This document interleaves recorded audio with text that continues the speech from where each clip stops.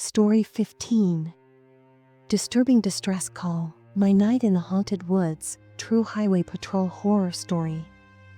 I've been a highway patrolman for 20 years. In that time, I've seen just about everything you can imagine: high-speed chases, gunfights, near-death encounters, and the darkest sides of humanity. But nothing, absolutely nothing, comes close to what happened to me during the summer of 2018. It started like any other graveyard shift. The stillness of the night amplified every sound and shadow, making even the smallest disturbances feel magnified. Most nights were a blur of speeding tickets, routine traffic stops, and the occasional drunk driver swerving across the lanes. That night seemed no different, at least at first. I was stationed near mile marker 62, my usual spot. It was a quiet stretch of highway where the only lights came from the moon and the faint glow of passing cars. My radar gun rested on the dash, and my thermos of coffee was perched beside it, still half full. The faint hum of the patrol car's engine mixed with the occasional chirp of crickets in the distance. The radio on my dashboard crackled to life. Any available units near Route 18, we have a 10 to 90. I paused, my coffee halfway to my lips. A 10 to 90? That was a code I didn't recognize, and after 2 decades on the force, I thought I'd heard them all. I picked up the mic, pressing the button. HQ, this is Unit 504. What's a 10 to 90? Silence. I waited a moment, thinking maybe there was interference, then tried again. HQ, come in. What's a 10 to 90? The radio emitted nothing but static. Before I could decide what to do, the patrol car's onboard computer beeped. Coordinates flashed on the screen, accompanied by a soft chime. I frowned, leaning closer. The location was off Route 18, deep in the woods, far from any usual patrol area. I grabbed the mic again. HQ, this is 504. You just sent me coordinates. What's going on? There was a pause before Sergeant Delaney's voice came through, gruff and unmistakable. Drop it, 504. That wasn't meant for you. Sir, the system sent it directly to my unit. If there's an issue, let it go, he snapped. Get back to your post. That's an order. I hesitated. Delaney wasn't one to be vague, and his tone carried a weight that made my stomach churn. Understood, I muttered, placing the mic back in its holder. The coordinates continued to blink on the screen, their faint green glow almost taunting me.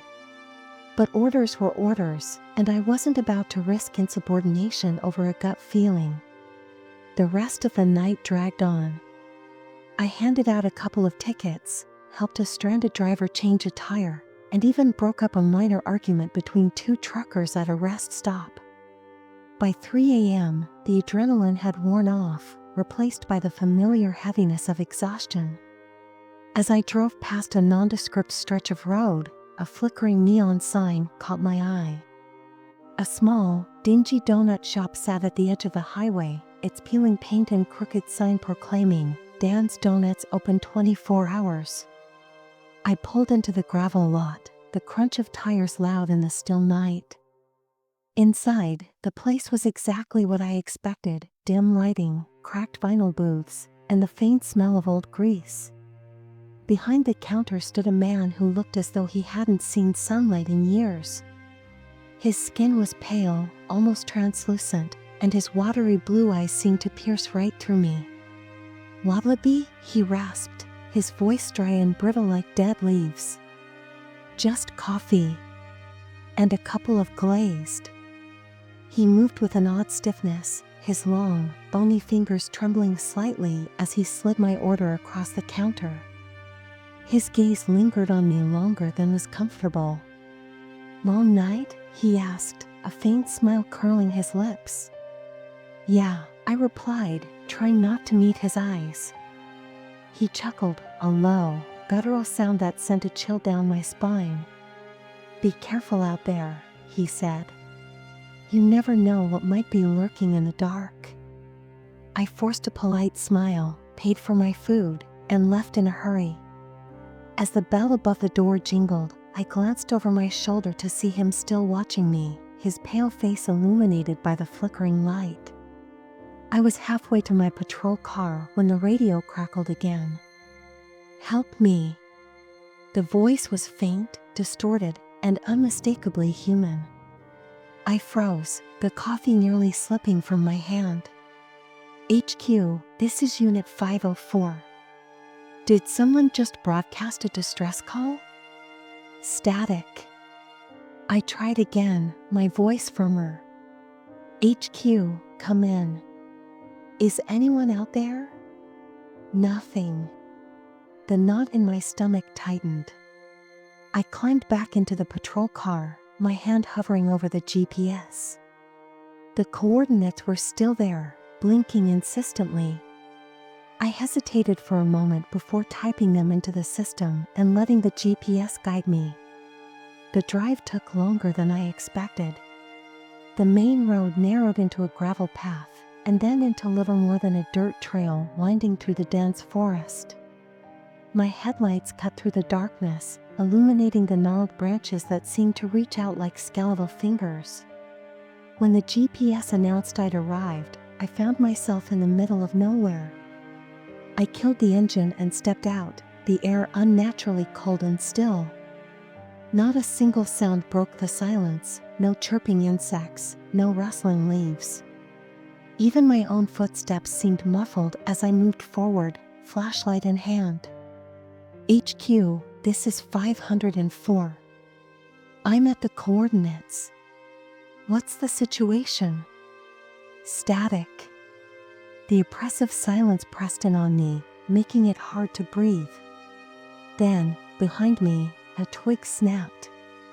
I spun around, flashlight beam slicing through the darkness. "Who's there?" I called, my hand instinctively reaching for my holstered gun. There was no response, just the faint rustling of leaves.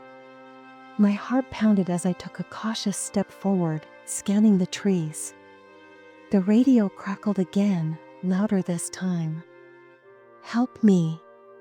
The scream was deafening, a raw, desperate cry that seemed to come from everywhere and nowhere at once. I dropped the radio, clutching my ears as the sound reverberated through me. Before I could react, a heavy blow struck the back of my head, and the world went black.